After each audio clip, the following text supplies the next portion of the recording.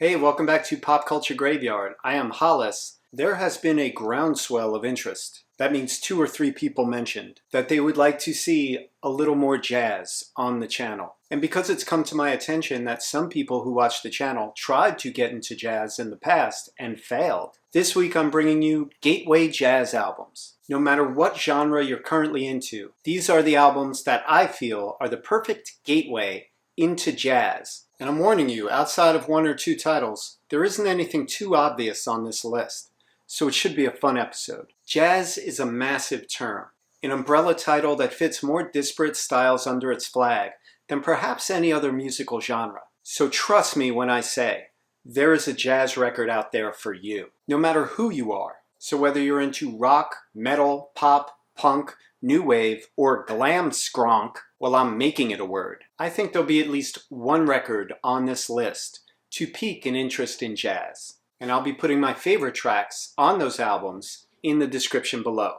so check those out. So please join me for Jazz Gateway Albums. Skippity-bop-bip, blow. Don't worry, there'll be none of that shit.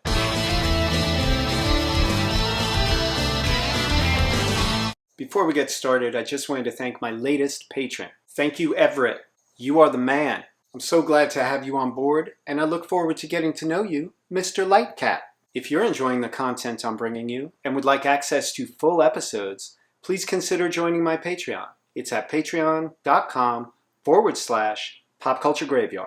And thanks. First up, Moanin, Art Blakey and the Jazz Messengers, 1959. There's enough blues-based stuff going on here to please even the most ardent Led Zeppelin fan. Speaking of which, if you love John Bonham, just check out the bottom that Art is laying down on this LP. The straight-ahead title track, which opens this album, should grab you right away, and it will ease you very easily into the rest of this album. Lee Morgan on trumpet and Benny Golson on sax duel and mesh effortlessly, and my man, pianist Bobby Timmons, finds time to shine while admirably holding the whole sprawling epic together. From there, the tunes only get more cohesive and enjoyable. By the time side 2's smokin', the drum thunder rolls around, you will be hooked on this thing called jazz. I would recommend Moanin to any jazz-curious rock fan. This is, of course, my Japanese pressing. When in doubt, if you see a jazz pressing with the obi strip, it is usually the mark of quality. There are some fantastic Japanese pressings when it comes to jazz.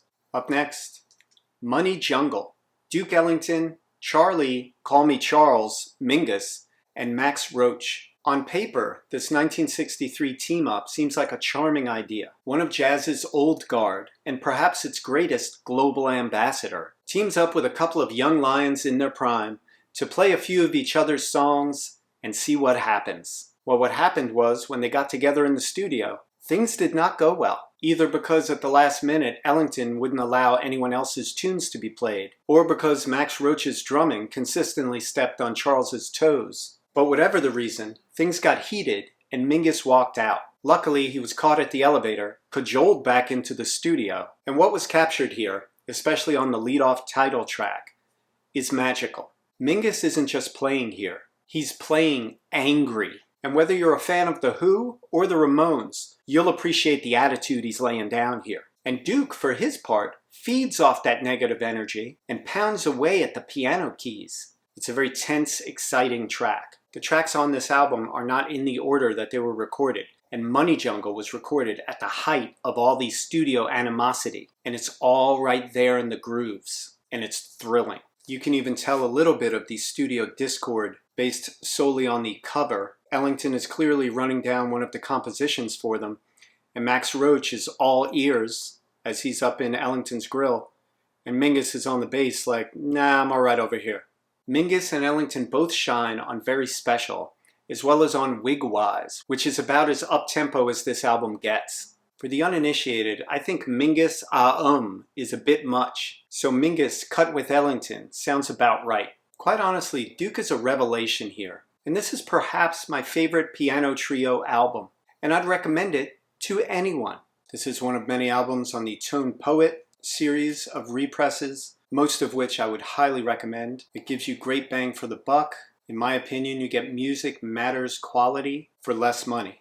Up next, On the Corner, Miles Davis, 1972. What, not Kind of Blue? No. If this were a best jazz albums list, Kind of Blue would definitely make that list. But these are gateway albums for people not already inclined toward jazz. So I'm going with On the Corner. I'd call this album jazz for impatient people. It delivers the goods faster and funkier on a beats per minute basis than most jazz albums. The cartoon characters on the sleeve may seem an odd choice until you hear the music it houses, which comes across as the ideal soundtrack for these streetwise characters. Side 2 leadoff track 1 and 1 is funky as hell, yet avant-garde enough to grab anyone who was raised on The Fall, Gang of Four, Can, The Liars, ESG, or the Yeah Yeah Yeahs. Why yes, those are sleigh bells you hear. If you didn't get enough of 1 and 1, the next tracks, Helen Butte and Mr. Freedom X, are giving you more of what you're funkin' for,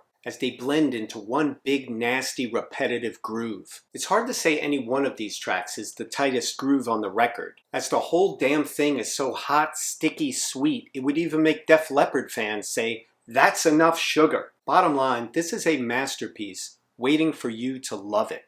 Up next, Alfie, original music from the score, Sonny Rollins, 1966. As playful and off-the-cuff as Michael Caine's titular character in the motion picture, this is my favorite Sonny Rollins album. Whereas the film Alfie's toxic masculinity has aged badly, this film score has only sweetened with age. Alfie's theme, all 11 plus minutes of it, has become a jazz standard, and no matter where you focus your ear, Sonny's horn, the walking bass line, the jazz bow hepcat drumming, you will be delighted. The theme makes a welcome return on side 2, in a far shorter version. And in between there are wonderfully manic moments that turn on a dime, alternating between tough and tender, such as in Street Runner with Child, or the playfully titled On Impulse. If you plan on getting into jazz, Sonny Rollins is a giant of the genre, whom you will eventually grow to love. This LP allows you to love him immediately.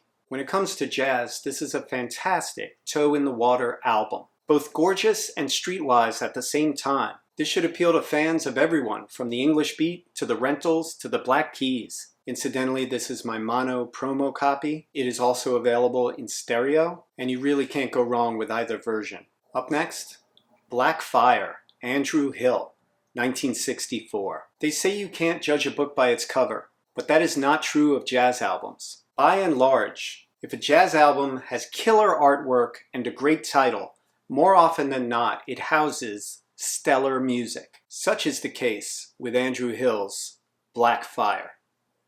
How cool is that cover? The opening track, unassumingly titled Pumpkin, is one of the most challenging tracks on any of these albums, but it's also one of the most exciting, and any fans of Captain Beefheart or Sonic Youth should begin here. The great Joe Henderson's sax work here is godlike, and Roy Haynes, sitting in for Philly Joe Jones, holds the scattershot track together with Keith Moon-like flourishes. The track's subterfuge is as methodical and enchanting as Pumpkin is untamable, and shows just how tight this unit was. Side 2's inventive track, Contarnos, is truly thrilling, with what sounds like each member of the quartet doing their own thing, yet somehow remaining a cohesive unit. Recorded almost 60 years ago, this album still manages to sound modern, if not ahead of its time. With music as fascinating and incendiary as its cover art, this LP will be enjoyed by fans of everyone from Pill to Beck to Frank Zappa. Another great release in the Tone Poet series, this is probably my favorite Tone Poet release. Barely edges out Sam Rivers' Contours, which is not a gateway album.